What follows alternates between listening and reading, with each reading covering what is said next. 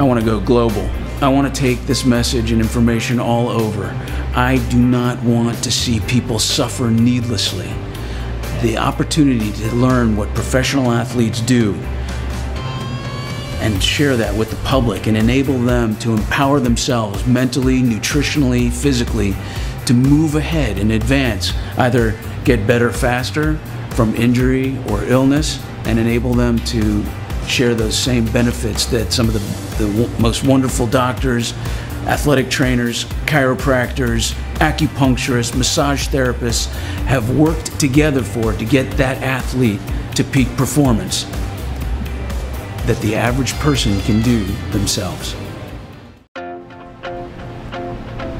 What I found is that I was going through telling patient after patient after patient all these cool things that I was learning behind the scenes, within the locker room doors, the privileged information that would take superstar athletes, million-dollar athletes, and provide them action and activity and health benefits that took them from injury, illness, to peak performance in the shortest period of time.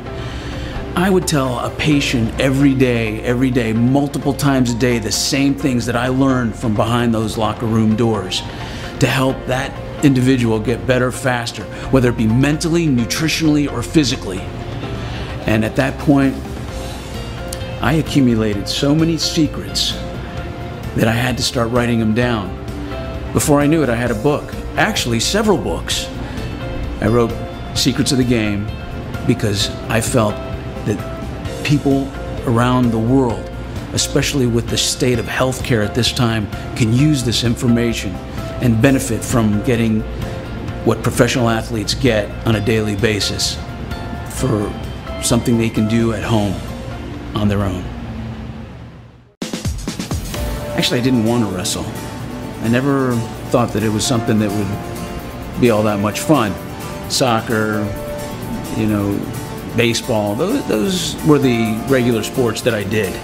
But at some point, a friend of mine said, hey, we're off season from baseball, and this was high school, of course, and we went into wrestling. And before I knew it, I guess because I was low center of gravity, that was a great thing for wrestling, and it was, we had great coaches there, and that became the sport for me. And so I did quite well in that, and because I excelled, it was something that just became contagious, and I enjoyed wrestling a whole lot.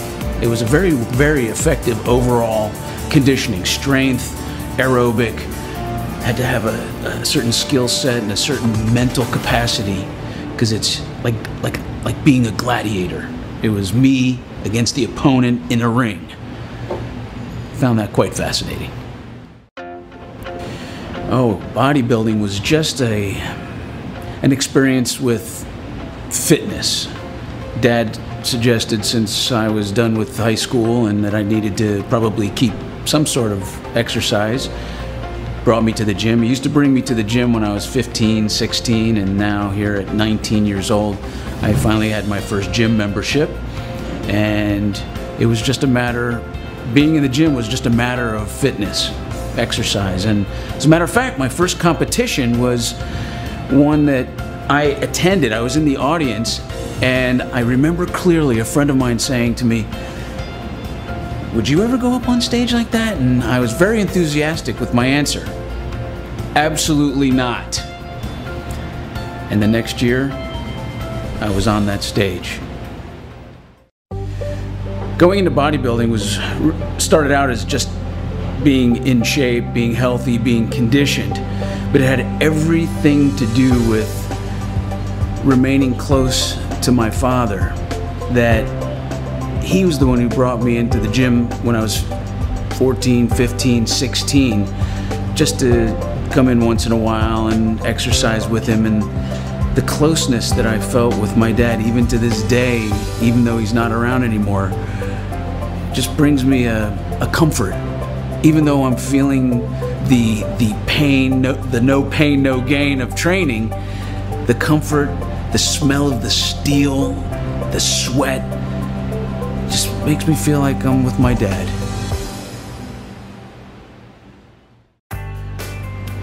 I was so interested in the experience of health that I fully immersed myself in the process of learning all sorts of areas of mental, nutritional, and physical, because it does make up a symbol of the most powerful geometric figure in the world, the triangle.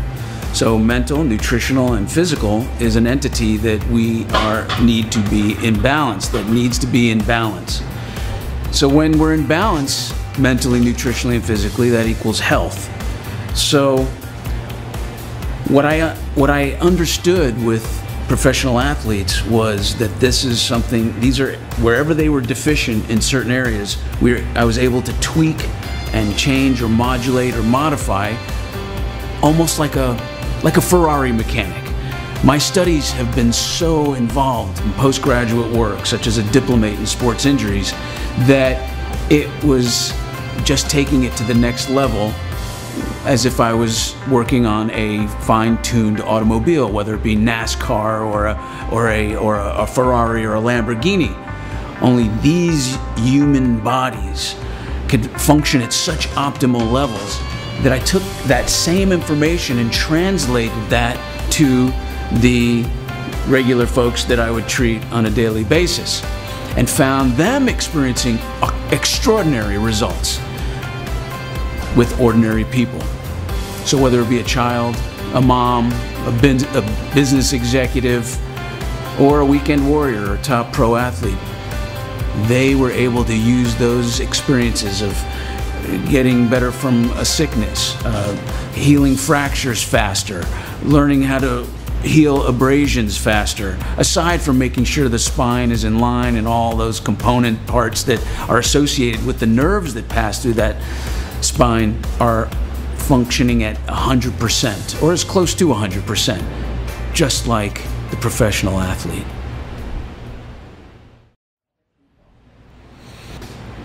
When I was a child, in high school, I got injured. I got injured during a wrestling match, a preseason tournament that changed my life. As I injured my neck,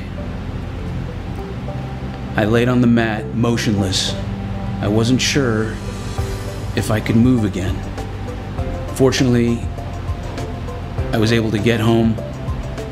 They didn't bring me to the hospital right away, but we thought I'd be okay.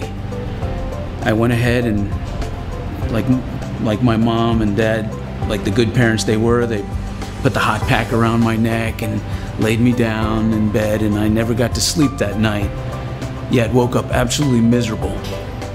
The next day, trying to get up from bed, I had so much trouble with it. It was in such pain that we ended up going to the hospital. We went to the hospital and we waited for the answer of what happened. Unable to move, feeling every bump, every little moment. That tenderness created so much pain that the doctor came back and we ended up checking into the hospital. There I lay in traction for a week to 2 weeks. We asked the doctor on numerous occasions, what happened? What happened? And what the answer we got back was, we don't know. We can't see through the x-rays. There's too much muscle mass. And I thought, muscle mass? Me? Muscle mass? That was a little exciting, but yet still concerned because we didn't know what was going on. So I ended up being in the hospital for a long period of time, and then ended up on discharge getting a cervical collar for the next couple of months, a hard cervical collar that I walked around in. Now, tell a high school kid to miss the most promising time of his life in being able to win the wrestling tournaments with his team, the team that went on to become a state championship, to become a state champion, and then find out that the guy that took your place you could have beat any given day. I quickly realized that was the pain, not the physical pain, the emotional pain of missing a a promising year or a promising season in a sport that you could have just made history with.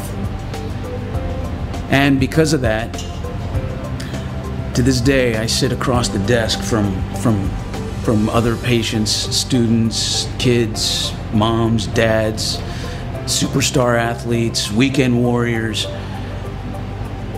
and I see the concern on their faces, and I have this bold commitment to find out what's wrong, or at least recruit the team of healthcare providers that can find out what's wrong.